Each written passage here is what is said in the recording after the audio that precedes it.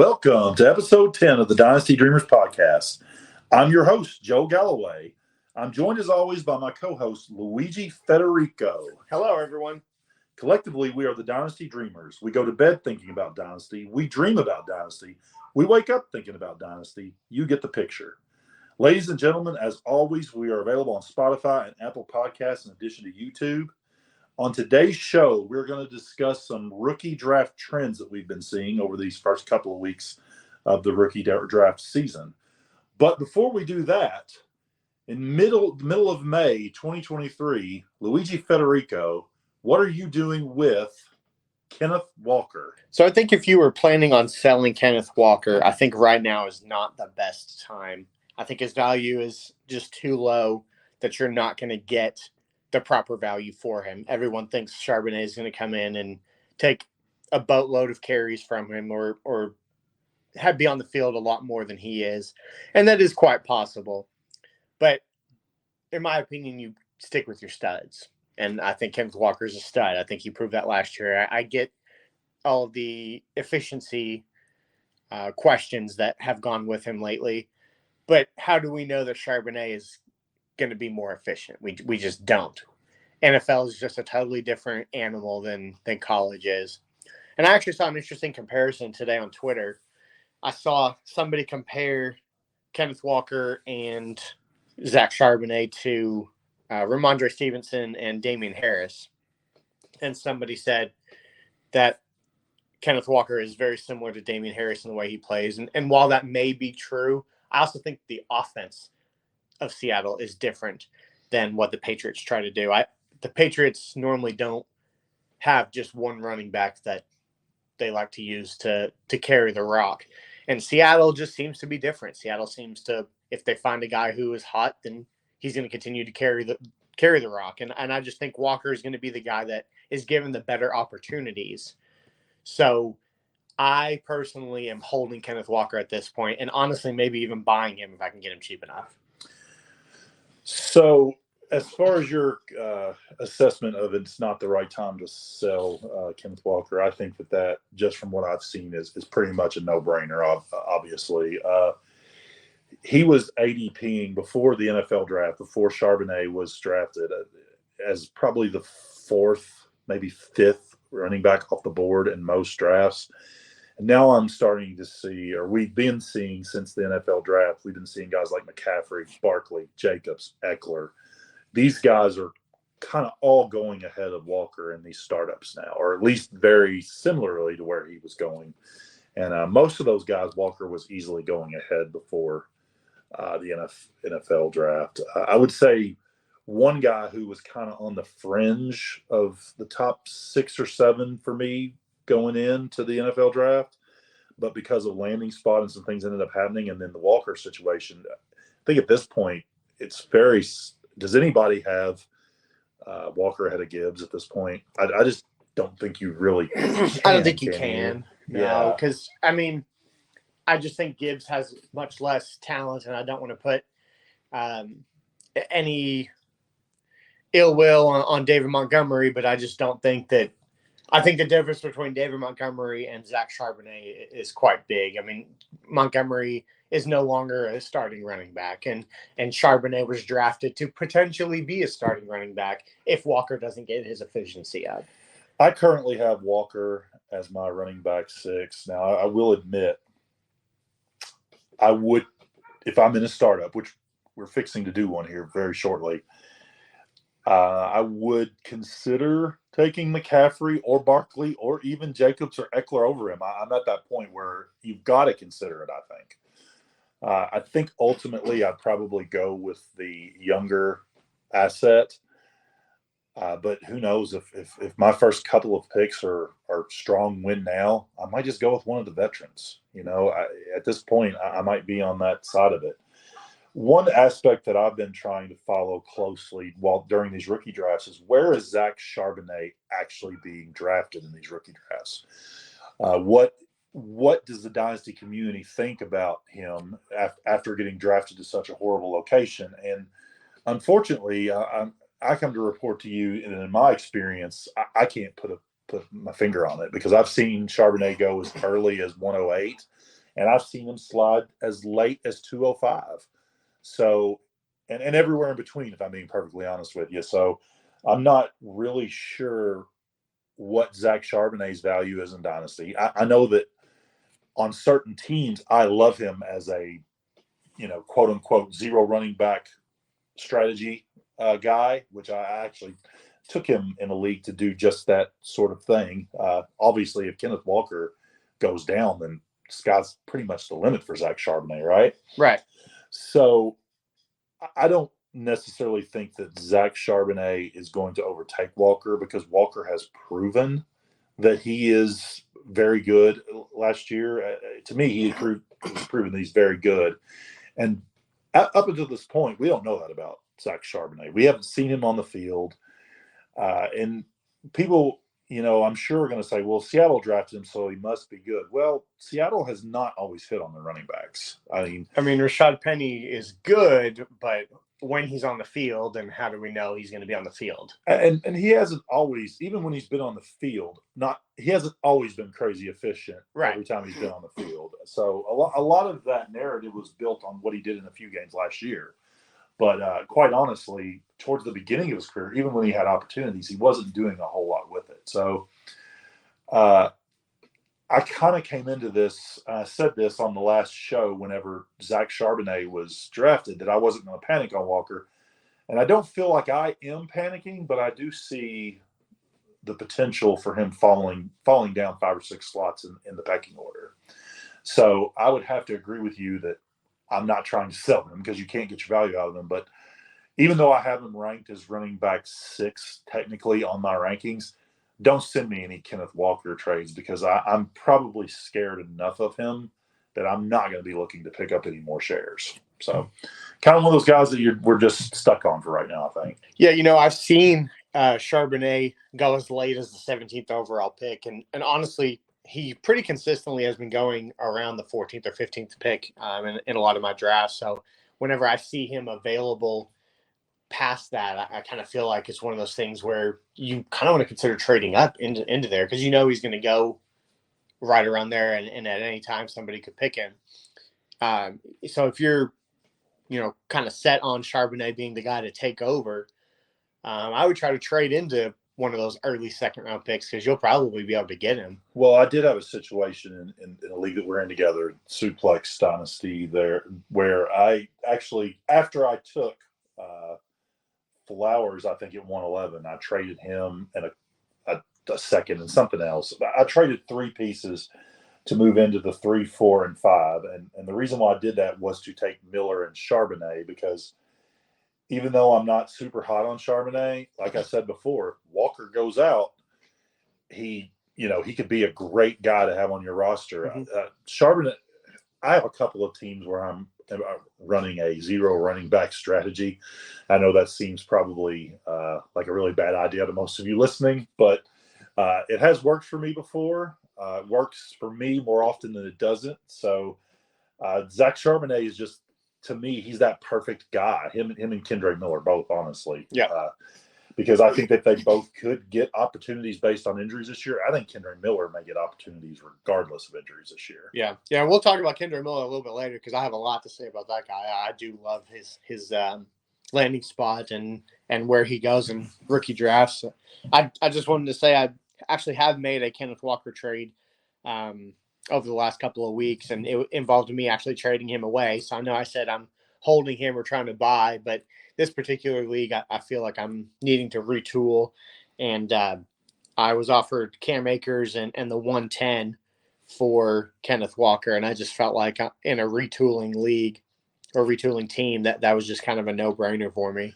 That seems like, if I'm being honest, the way I feel right now about Kenneth Walker, I think I would take that trade with just about every team I have. Yeah.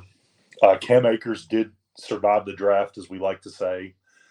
He survived free agency. I definitely think he's going to be the guy for the Rams this year. The 110, you're probably looking at Flowers or Levis there in most leagues. Maybe if it's a tight end premium, you're looking at Mayer or Laporta. You're still getting I do think 110 is kind of where the draft starts to get kind of the same as I've been saying. I think there's definitely a tier break after 109, but 110 is still good enough. You get to pick your pick of any of those guys, or if one of those top 9 guys slips for whatever reason, then you still get to gobble them up. So yeah, I think I would have to take that Kenneth Walker trade pretty much every time. Yeah, and one of the top 9 guys actually did slip. I ended up being able to get Quentin Johnson there at the 110. See, to me, Quentin Johnson and Cam Akers is easily the route I want to go. If between them or Kenneth Walker right now, I'm taking the Quentin Johnson Cam Akers side on every team I have. Win now, win later, win never. I'm taking, and I have one or two of those. We all do, for being honest. Yeah, definitely. One of those constant retooling teams. Yeah. I'm taking I'm taking Quentin Johnson and the other guy you said, Cam Akers over Kenneth Walker. So let's discuss some rookie draft trends we've been seeing the last couple of weeks here, Luigi. Let's just start at the 101. Have you had any league where you've drafted that has not seen Bijan Robinson be taken at the 101? No, I haven't seen any league. Even I'm not personally in any quarterbacks past being a super flex, so a max of 2. But a good friend of mine is in a lot of the 3 or 4 quarterbacks leagues, and even he said that Bijan's going 101 in all of those. Yeah. So I have said on the show that I would take a quarterback in some situations over Bijan. I would take Bryce Young over him, and I still believe that. Unfortunately for me, though, I only have one share of the 101. I've not drafted with that league yet, and that league has, I'm pretty sure it's like Justin Herbert and Joe Burrow quarterback. Yeah. So I'm taking Bijan. Definitely. Or I'm taking the massive haul if it's out there. Yeah. One of the two. There's no reason to take Bryce Young in that situation. But I hold firm to that I would take Young over Bijan in some situations. And if I was an Anthony Richardson fan, which I'm not, but if I was, I would consider him as well over Bijan in certain leagues. But that being said, we've both probably done 30 rookie drafts between the two of us so far, and Bijan's been the 101 every single time. So yeah, I don't think it's any surprise that the 102 has no chance of getting Bijan. Right. So the 102, I think that it's mainly Anthony Richardson at this point. So if I have the 102, I've been taking Bryce Young. I'm not a huge Anthony Richardson fan. I did have one league where I had the 102 and the 105, and I was perfectly satisfied with getting Stroud or Young at the 105. So I actually took Jahmyr Gibbs at the 102. That's going to segue us. I was going to talk about this a little later, but that segues into something that I was planning on discussing, and you just offered me a golden opportunity to bring it up. Okay. First, let me say that I've had 2 copies of the 102 so far, and guess who I took in both cases? Bryce Young. Okay. Yeah. And now for that segue. Legitimate question, and obviously I know how you're going to answer. Okay. This was something that I discussed in length with a couple of people in a group chat that we were a part of earlier, a couple of weeks, actually probably really close to after the NFL draft at this point, or actually it was right when rookie drafts were starting. The question of whenever you're on the clock, Bijan excluded, of course, because Bijan's the 101, obviously. Do you take Gibbs when you need a running back, or do you just take one of the quarterbacks for value? You obviously answered that question. You're willing to take the running back. Well, I'm willing to take the running back because I have my quarterback rankings are Young, Stroud, and then Anthony Richardson. But it seems like the community's rankings are Anthony Richardson, Bryce Young, and then CJ Stroud. So I was perfectly satisfied with getting my QB2 or even my QB1 at the 105 and taking Jahmyr Gibbs. I didn't want to risk somebody taking Jahmyr Gibbs ahead of me and me being stuck with the 105 where I would probably have to take another quarterback. Well, that's kind of where I'm fully aware of what you're saying makes complete sense, but I'm of the opinion that to me, with what I'm seeing and what people are willing to pay for all three of these quarterbacks, I'm a value-based drafter and a value-based dynasty player in general. And I know we all are to an extent, but I'm very hardcore in that camp of value drafting. I don't go against it very often. I can't in good conscience take Jahmyr Gibbs and over any of those quarterbacks because I know that the return value on those quarterbacks is going to be worth more than Jahmyr Gibbs. Maybe not the day that I take him, maybe not the next day or the week after, but at some point, I feel like I'm going to get more out of any of those three quarterbacks than I'm going to get out of just drafting Jahmyr Gibbs. And it sparked a debate in this group chat of whether or not that is a quote unquote honorable thing to do, or whether that is, sneaky or whatever you want to say. And to me, someone said that, I don't go with someone specifically said that they didn't buy into the whole holding players hostage deal. And I'm like, it's not about that. I'm not taking CJ Stroud or Anthony Richardson or Bryce Young when I don't need a quarterback because there's one specific person that I'm trying to block from getting to the quarterback thinking, you'll pay me the moon. It's not like that. It's just that I know if I make that pick, there are enough teams in the league that at some point someone's going to need a quarterback and they're going to pay me more than what Jahmyr Gibbs is worth. Does that make sense? Yeah, that definitely makes sense. And I had tried pretty heavily to trade the 102. It's just in certain leagues, I don't know if they looked at my team and said, well, he needs a quarterback, because I did need a quarterback and I was planning on taking a quarterback. I just happened to have the 105 in that league as well. And I don't know if the team, let me just say the offers weren't near enough what I would want, even for the 105. Yeah. So I just decided to go with what I thought was the smartest decision, and I took Jahmyr Gibbs at the 102. And then I actually ended up getting Bryce Young at the 105. Bryce Young at the 105 makes me feel things inside. Well, so what actually happened in this league, funny story is, I don't know if the guy saw what I was doing at the 102, taking Jahmyr Gibbs, knowing that I would get a quarterback. But when I looked at the draft, his draft pick after he drafted, he had taken JSN at 103. And I thought to myself, man, that just seems crazy. Why would you take JSN at the 103? And then I looked and saw that he had the 106. And I was like, he did the exact same thing I did. So it went Bijan Robinson, Jahmyr Gibbs, JSN. Then the quarterbacks run started. It went Anthony Richardson. I got Bryce Young at 105, and he took CJ Stroud at 106. And I think that's perfectly fine if that's the way you want to go. But I have been doing this for several years now.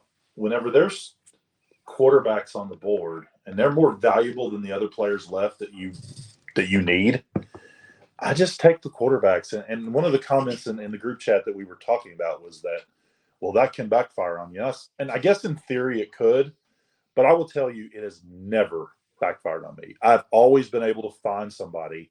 When you're talking about leagues of 12 and 14 teams, sometimes even 16 teams, someone always needs a quarterback. And it doesn't always happen immediately. Like I said, the year I took Trey Lance and Justin Fields bang bang at I think 4 and 5 because I wasn't going to take any of those other guys over. And then none of those guys had as much value as those two guys. I think it was not until November, but I eventually was able to move Trey Lance, got sensationally good value at the time, I felt, and well, of course, even more now. Of course, we know now I got really good value.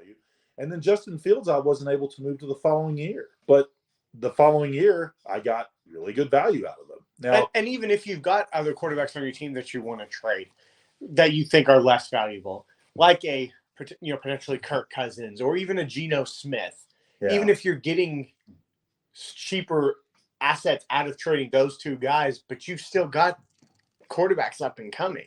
Right. So it's never a bad thing, in my opinion, to take a quarterback, even if you've got 4 or 5 or 6 on your team, because like you just said, you're always going to find somebody to be able to take one of your quarterbacks. It doesn't necessarily have to be CJ Stroud or Bryce Young. It could be Kirk Cousins. Or, I've had situations where I have Justin Herbert on a team and I drafted a couple of quarterbacks in that draft because they were the right value pick. And I traded Justin Herbert for like 3 guys. I won a championship that year. Yeah, exactly. There's just so many different ways that you can make drafting quarterbacks work more than any other position. That's just my opinion. And as far as people saying, well, it's not okay to draft a quarterback just because other people need them and stuff like that. Trade up to my pick. Then we're playing a game here. I think that gets lost on people sometimes. Yep. And I'm not going to send you a bunch of trades. I'm not going to send people a bunch of trades where I'm ripping them off by 50, 60, 70%. So I've got to find other ways. The reason why I'm not doing that is because people are too smart to fall for shit like that. They're not going to make those trades. So I've got to find other ways to get an advantage. One of the ways that I feel like I get an advantage is I draft those quarterbacks and I end up getting more value out of my picks. So that would be the argument on my side of that. But I feel like it is an interesting debate because some people are, there's a small minority of people that feel the way I do about it. Then there's a whole bunch of people who are, I just don't care. I just don't do it because I don't think it works. And then you've got another small minority who's like, I think that that's cheating. And so not necessarily cheating, but they think it's bad form.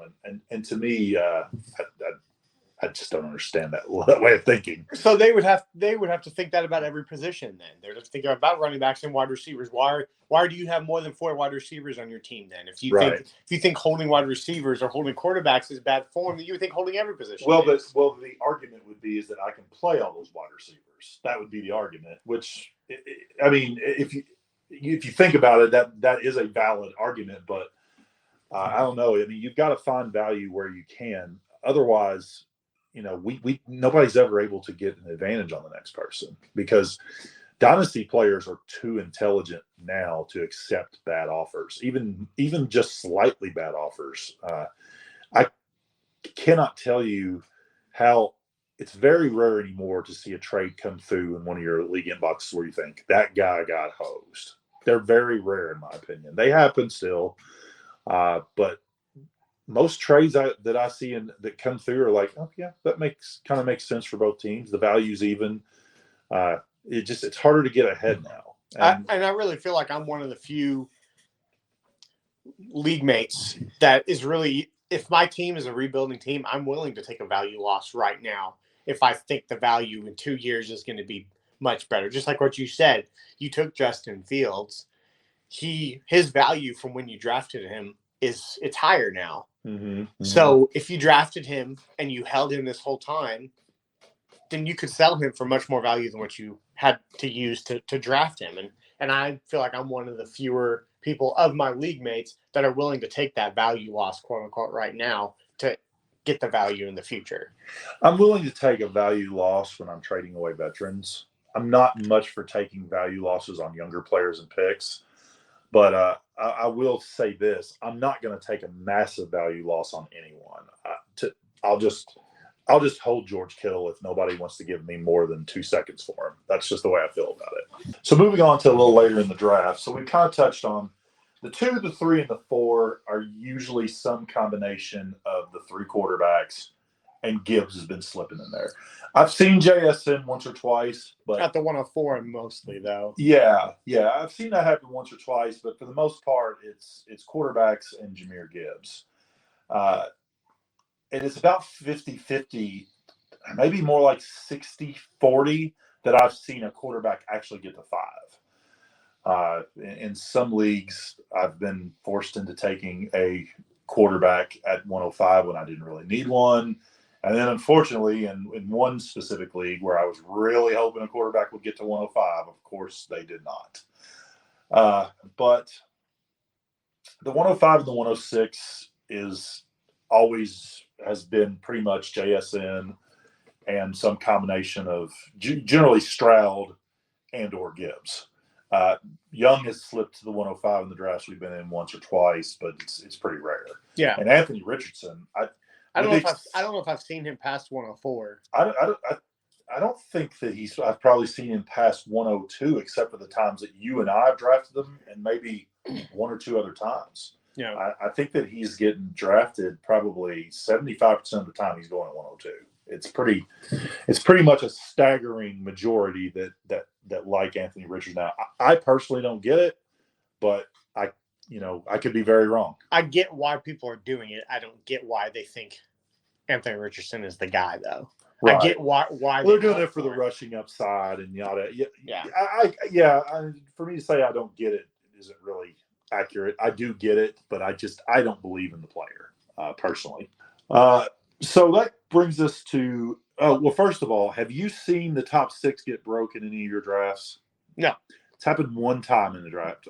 Kincaid did slip into the 106 one time that I remember. But other than that, it's been chalk 1 through 6. So that brings us to what I would say my next tier would be like 107 through 109. But I think that it's for the community as a whole, it's more like 107 through like 110. Sometimes even 111 slips in there for some people. And we're talking about Kincaid, Addison, Quentin Johnson, to a lesser degree, I would say Levis and Flowers. Is that pretty much what you're seeing? Yeah, and I've even seen, Devon Shane get pushed up into like the 109 and 110 area in multiple drafts, actually. I've seen that as well, and I'm not a big fan of Zay Flowers, but personally, I can't take a Shane over Flowers or Levis. To me, because of draft capital, because of position, I wouldn't take him that high. I have a couple of shares of. I may only have one share of a Shane now that I'm looking at it. The only share of a Shane I had, I picked up at 202. Yeah, I'm not sure I have any shares of a Shane, to be honest with you. Maybe one. That's right at the sweet spot for me for a Shane, if I'm being completely honest with you. And that's a 202 in a 12 team, of course. Yeah, so 14 is pretty reasonable for him, 14th overall pick. Right. And so honestly, my tier it's dependent on what league you're in. So like a 2.0 tight end premium, I may even consider Mayer at the 110. Right. So we agree, and I think that we've seen this in all of our tight end premium drafts. The Kincaid is without a doubt the 107. Yeah. Maybe even 106 over Jahmyr Gibbs if Gibbs falls there. I haven't seen that. I've seen him go ahead of JSN one time, like I said, but I've not seen him go ahead of Gibbs as of yet. But I would never do it because of value, as we've talked about. Right. But I would not need a whole lot to move down from Gibbs to the 107 to get Kincaid. Yeah, funny you say that. So I was on the clock, and JSN was on the board, and I actually seriously wanted Dalton Kincaid instead. And like you said, I can't do it. Couldn't do it. So I offered the guy who was right behind me I think the last pick of the second round, and his pick, which was the very next pick for JSN, and he snap accepted it. I'm like, all right, I wanted Kincaid anyway, so I just got a free second out of this. Yeah. And I mean, even if that's what you want to do to pick up some value, that's what you need to do. Yeah, and honestly, you probably still lost the value by a little bit, but at least you got something. Yeah. Right. Because I was probably going to honestly take Kincaid anyway over JSN. Yeah. And if you make that trade and that guy just snaps up Kincaid for a reason, well, I took JSN. I'm fine. Up a second, right? So that I've been seeing Addison mostly ahead of Quentin Johnson, but there have been, I'd say 25 to 30% of the time I've seen QJ slip ahead of Addison. And I do have Addison as my 108. I do too, but by the slimmest of margins. Yeah. Slimmest of margins. I'm pretty high on QJ at this point. But so late in the first round, we're seeing a lot of Mayer, some Laporta. Especially in premium, yeah. Some Shane. Kendra Miller, Will Levis. Levis is a hot spot. I actually picked up Levis at the 202 in the league, which felt really nice. I think I did that in the league as well. I was on the clock at 202, and the guy ahead of me took Kendra Miller, and I'm like, all right, I guess I'm taking Will Levis. I don't need a quarterback. Here we go, taking Will Levis. That was my situation too. It's so odd because in this particular league, I slammed Bryce Young at 102, and then at 106, Gibbs and JSN were already off the board. So I'm like, all right, I guess I'll take C.J. Stroud. Yeah. I mean, I'm not You're not gonna taking complain. anyone. I'm not taking anyone else. Right.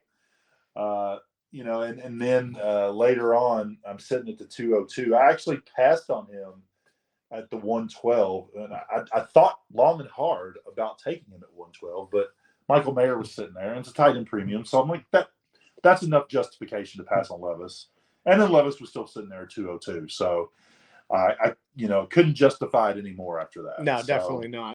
I think what people are missing on Will Levis, and I understand why he's not going in the top 6 or even the top 9, but I think what people are missing with him is that even though he was technically an early second-round pick, all the reports out there's lots of, I wouldn't say evidence, but we've heard a lot of people come out and say that the Titans were desperately trying to get into the back half of the first round to get Will Levis, and they just didn't have anybody that wanted to trade with him. Mm-hmm. So I'm kind of, for my own purposes, considering Will Levis a late first-round draft pick. That's the way I'm choosing to look at the situation. Yeah, and I somewhat agree because, I even said on draft night, right after the first round was over, all the rumors are coming out that the Titans tried to trade him with the Eagles and tried to trade up with the Bengals and that like. And honestly, it doesn't shock me that neither one of the teams wanted to trade out. I mean, I think they got great players there that they needed. So it was just hard for the Titans to get up into the end of the first round. And then he fell to them in the second round, and they were like, all right, we wanted this guy anyway. Let's just take him here. Right. So I do think that there is enough draft capital there and enough hype that could be surrounding him that makes him definitely worth a late first. Especially, I've said this multiple times. I don't know if I've said this on the podcast, but I'm not a huge fan of the end of this first round. So if I'm sitting there at 110 and all of the bigger players that we just named, the Jordan Addisons and the QJs and the Dalton Kincaids, if all of those are off the board, I'm going to seriously consider taking Will Levis at 110. Yeah, I mean, I'm not taking Flowers over Levis unless my quarterback situation is nice. Yeah. And I did take Flowers over Levis in one situation, but it was the same league where I had already taken Young and Stroud. I took Flowers at the 110 and then Mayer at the 112. Basically, I was actively trying not to take Will Levis, and then he gets to 202. And then 202, you're like, I have to take him here.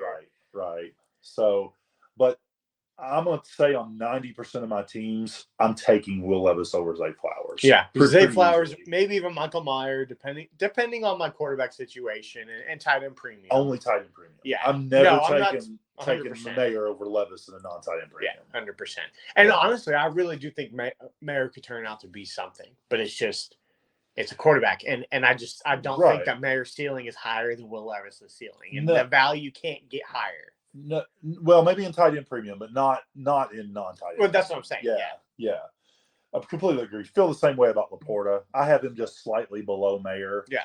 So they're basically the same guy for me. Yeah. But I'm never taking Laporta over Mayer. But I'm not going to be upset if Mayer goes and I have to take Laporta with the next pick. If that makes sense. Yeah. If you were desperately wanting Mayer and the guy in front of you takes Mayer, then Laporta is just a good compensation. So everything after 109 to me, with the exception of Levis probably, is just kind of everything from 109 to like 203-ish is kind of the same dude. Yeah. Right? It's really dependent on your team. It's really dependent on the league. Yeah, exactly. Right? Yep. And even in a non-tight end premium, Mayer and Laporta kind of get even pushed down to that next tier, in my opinion. So you're really looking at after Flowers and Levis and maybe a Shane, maybe. Or I don't know how you feel about a Shane. Honestly, if I'm being completely honest with you, in a non-tight end premium, after Levis at 110, you got like 10 guys that are just kind of put them in a bag and shuffle take them one out. Take one out. Yeah. You're going to get the same value. Yeah, it's pretty much the same value depending on who you like. And and I agree with that statement. That's like I said, that's why at the 110 in most situations I'm going to seriously consider taking Levis because I just feel like the guys behind him are all. I could get a guy at the 2.6 that I could get at the 201 if I really seriously wanted one of those guys. And I feel like the majority of the community agrees with us on this because it is nearly impossible to move down from like the 110 and get like the 202 and the 204. It's damn near impossible. Nobody is wanting to move up to pick these guys because they know that the guys that are in 2 and 2 and 204 are probably just as good. So it's made trading in that back half of the first round, early second round pretty impossible. So it's definitely a top heavy draft this year, I'd say, as far as the stars. But then we get into what I would say is from the 205 all the way down to like the 305, 306, and 308. And this is just an insanely deep draft, in my opinion. Yeah, it's definitely deep for depth guys. If you go into a rebuilding, retooling team and you have a ton of draft picks, even all the way up, like you said, to the 305 and the 12 team, you're going to get, let's say you have 10 draft picks all from the 305. You could very well get 8 guys that help perform. Yeah. That's just insane. Well, I'm getting guys. We're all getting guys. I've seen, it's not just me, but I say this, but we're getting guys like Jalen Hyatt in the late second, early to mid third round. Or Jaden Reed. Yeah. Rashee Rice, I got as a Kansas City wide receiver that was drafted in the second round. I got in the league a draft at 212, and that's not really uncommon. I've seen that multiple times. Wow. Mims is going in the early third, late second, early third. They're one trade away from him being relevant. Right. Cedric Tillman, a guy that I really like. In the third round. He's at the 308. Yeah. Like 308, 309, almost every single draft. Who is their wide receiver too? If you ask me right now, I'd say it's Cedric Tillman. It could be Cedric Tillman. Yeah. You're getting the wide receiver two of Deshaun Watson at the 305. And the guy that everyone is just, in my opinion, absolutely falling to sleep on is Darnell Washington. That guy, in the leagues that I've drafted, that guy seems to be free. Like, take him at the end of the third. Sometimes I've seen him even slip to the beginning of the fourth, which is absolutely absurd to me. Then we've got a guy who we haven't even mentioned yet, which is surprising because he's one of my Carolina Panthers, Jonathan Mingo, who has – can you think of anybody from the start of the NFL draft to the rookie drafts who has shot up more in value than Jonathan Mingo? No. He seems to be the consensus fifth wide receiver in this draft, and I've actually seen him go ahead of Flowers in one instance, which I don't agree with, but I have seen it.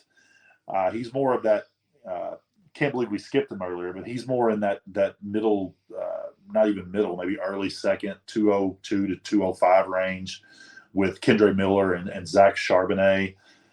Guys like that. Devin Shane slips to that area sometimes. But yeah, we haven't even talked about guys like Tajay Spears, who I got in the third round the other day. And Michael Wilson. Michael Wilson is another guy that seems to be absolutely free. Yeah. He actually went undrafted in one of my leagues. I didn't have a late third or a fourth, and I didn't really feel like trading into one. But I'm going to be making a waiver claim on that guy. Yeah. You can bet your butt. Yeah, definitely. So it's. I think that in retrospect, the 2023 draft class did disappoint a little bit based on what we were saying it was going to be a couple of years ago. In terms of actual guaranteed studs. Yes, it disappointed a bit, but I'm not sure that I can ever remember a draft that was deeper than this one. Legitimately, I was giddy to get guys in the third round. Yeah. That's never really happened to me before. So normally I'm just like, that's a third round pick. Just take somebody, yeah, right? Yeah. But then you're like, I'm sitting there at 305's on the board. I'm sitting there at 308. Come on, Tillman. Yeah. And it's, the later rounds have definitely been more fun this year. So that brings me to kind of the last thing that I want to talk about with these rookie drafts. It's a trend that I noticed that basically just started this year, because last year I was able to do this with ease and have been able to do this with ease pretty much every year up until this year. One of my strategies has always been, and I know there's a lot of people who do this as well during rookie drafts, is you try to trade down in the draft and pick up rookie first from the following year. I've been able to do this with pretty relative ease in most of my leagues. Up all the until way this up year. until this year. Yeah. And I don't know if it's because the Dynasty community is just getting Wiser. They're wiser and they're understanding the value of rookie picks more and more. But it could just be the hype of the 2024 draft too. Well, I'll get to that in a minute. Okay. So, but I don't think. Yeah, no, I've done approximately 12 rookie drafts. I have not been able to pick up one single 2024 draft pick. And last year, they were like candy. You know, they're free basically. You get a draft pick. You get a draft pick. Right. Everybody gets a draft pick. And in even years before that, it was even worse. But I think the days of trading back in these rookie drafts and picking up extra rookie draft capital in the future is kind of over based on what I've seen so far this year. In the first round, I've been able to do it pretty well in the second round, but in the first round, it's just so much more difficult this year. It's pretty, and you're not even able to do things like trade that I could pull off all the time was like moving from the 105 to like the 109 or 110 and picking up a first.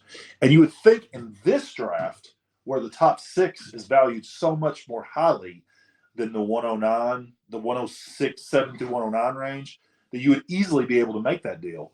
No, nobody wants that deal. Nobody wants to give up the extra draft capital. And I don't know how I feel about it.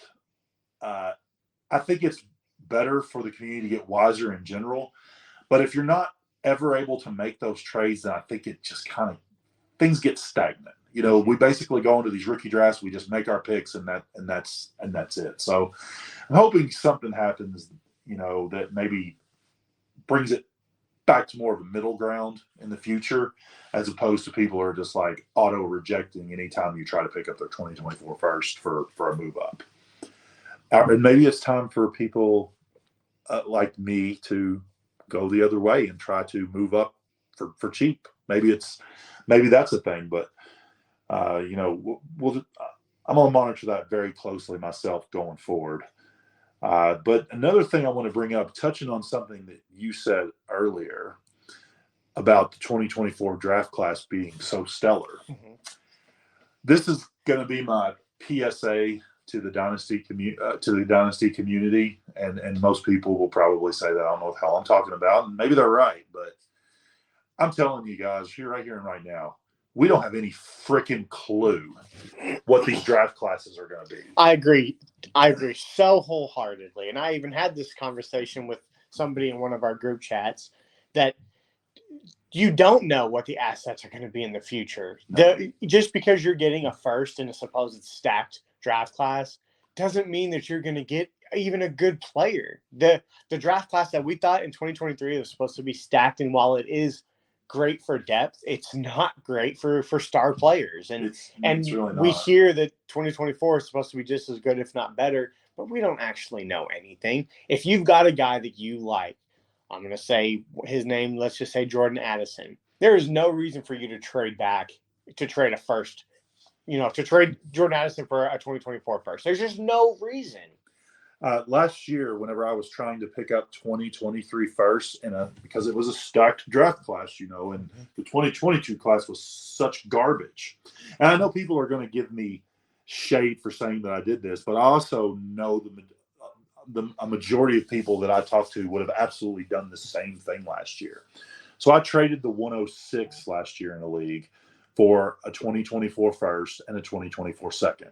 Or 2023, excuse me, for 2023 first and 2023 second, because, you know, they're worth so much, you know, so much more than 2022 picks. And everybody that reached out to me, that I talked to about that trade said that was a great trade for you. Now, I'm sure that they would say now that it wasn't, because, you know, hindsight, so on and so forth. But you know who that 106 ended up being? Who's that? Garrett freaking Wilson. Yeah. So I've learned, and I hope the rest of you have learned, that 2023 firsts aren't worth any more than 2022 firsts. They're not worth any more than 2024 firsts. They're not worth more than 2025 firsts. This whole conversation, this whole narrative about one class being so much better than the rest, it's kind of hogwash, in my opinion. Yeah. And if you fall into the trap, then you're probably conceding some strategy to your opponent. Yeah, I agree wholeheartedly, like I said. And I think that may be one of the main reasons why you're seeing teams unwilling to trade firsts for firsts, is because the community's catching on to the fact that just because you think it's an elite draft class, it doesn't mean that it's actually going to be. And you never know where those picks are going to end up. You could be trading you could be getting the 112 for your 105. We see every year, we see this. It seems like, I'm just going to go out on a limb and say, in 3 years from now, we're probably going to look at that 2022 class and think it was every bit as good, if not better, than this 2023 class. I mean, maybe outside of the quarterbacks, I think it's better. Oh, I think it's definitely better outside the quarterbacks. Yeah. No, I mean, if we had quarterbacks last year, even a couple, that would have been an all-time draft class. Yeah, and honestly. People were saying that it wasn't good. Yeah. It may not have the depth that this draft does, but at the end of the day, you need studs to win. And I just think that it was much more top heavy than this one was. Yeah, and it's kind of what, whenever I keep hearing people say how good Caleb Williams is going to be last year. Well, Caleb Williams might be really good next year. We thought the same thing about Spencer Rattler. We talked about Spencer Rattler like he was the next Patrick Mahomes. Right. And now he's not valued as a first or maybe even a second-round rookie pick. Even a guy like Bryce Young, who 2 years ago, when he won the Heisman, he was the big, huge deal. Remember? Yeah. And then all of a sudden he comes in this year, he has a worse year at Alabama than he had the year before. And now all of a sudden we're taking a guy who completes 50% of his passes over him, right? So I'm going to go on a limb right now and say I think there's at least like a 40% chance that Caleb Williams is the 101 next year. Yeah. Very well. We just don't know. We think that we do, but we don't. And I think that I don't know what the best way to put this is, but I think realizing that we don't know as much as we think we do is an asset in playing this game. I really think it's an asset. If you come in with the mindset all the time that you know what's going to happen next and you've got everything pegged, well, I'm sorry, you just don't. No, you don't. And even experts, they may know more than we do, but it's not like they know even close to everything. They're right about the same as we are. Yeah, being completely honest. I didn't want to diss anybody who considers themselves an expert. That's all. That's kind of why I feel that value is such an incredibly important part of the Dynasty game that we play, because I legitimately think, and I'll say this to anyone that's listening out there, I don't think that I'm any better at determining who's going to be the next big thing, or who's going to be this guy or who's going to be that guy. I don't think I'm any better than you are, but I also don't think that you're any better than me. I think we're all operating at about 50%, if we're being honest. Yep. So you have to get those advantages in other places, and I think value is kind of one of the ways that you're able to do that. So Luigi, that's kind of all I have to talk about the rookie draft trends. Do you have anything else to add here? Yeah, I just wanted to say, I feel like if you've got some aging vets on your team, and you're not really looking to compete over the next couple of years, there is no reason why you shouldn't be trading for some of these third-round draft picks, because like we talked about, there are just so many good depth piece dart throws that you can get. And we didn't even mention one of the guys that has one of the highest ceilings that is going in the late third, early fourth, which is Kayshon Boutte. I mean, I had to. We almost made it, ladies and gentlemen. I had to bring him up. We almost made it out of this rookie draft podcast without hearing the name Kayshon Boutte. I had to bring him up. He's got one of the highest ceilings of the rookies, and I do believe that if you've got a guy who's aging, I don't know, I can't think of a good guy off the top of my head, but an Ezekiel Elliott, for instance, and somebody's willing to take Zeke Elliott for one of these third-round draft picks, why are you not trading him for these third-round draft picks? Or even if a guy falls to 4-1 that you really think is good, I know why you're not doing it. And the simple answer is why, because nobody's going to trade you a third-round draft pick for Ezekiel Elliott. Well, I was using him as an example, but guys of that stature, there are guys. David Montgomery. There are people who would probably take a third round or take David Montgomery for a third-round draft pick. So I think that's getting a little too cute. I mean, I guess if you asked me on a win later team, would I rather have Cedric Tillman or David Montgomery? I'd probably rather have Cedric Tillman, but I feel like Montgomery's still worth more. Maybe. I mean, like you said, I think Cedric Tillman very well could easily be the wide receiver 2 on the team, and I don't think it's foolish to say I don't think he goes lower than wide receiver 3. If you're win now though, you're taking Montgomery every time over a guy like Tillman. Right, and that's what I'm saying. The guys that you think this guy's going to lose more value every year that comes along. There's no reason why you shouldn't be trying to trade these guys for some of these third-round draft picks, because you're getting guys who very well could be worth an early second next year, depending on how well they perform this year. There's just so many guys in this draft that you can get in the third round, and a lot of teams may not even care for their third-round draft picks. I don't know why you wouldn't, but we've seen that a lot. We've seen teams that don't really care about their third-round picks. I've said on this show that third-round picks don't really matter, and I feel like this is like the one draft. This is the exception to that rule. Yeah, and I said that as well. You know, we've talked about some of our teams. We said, oh, it's got the 302, but it doesn't really matter. Now that 302 actually has some meaning in our team because it adds another depth piece.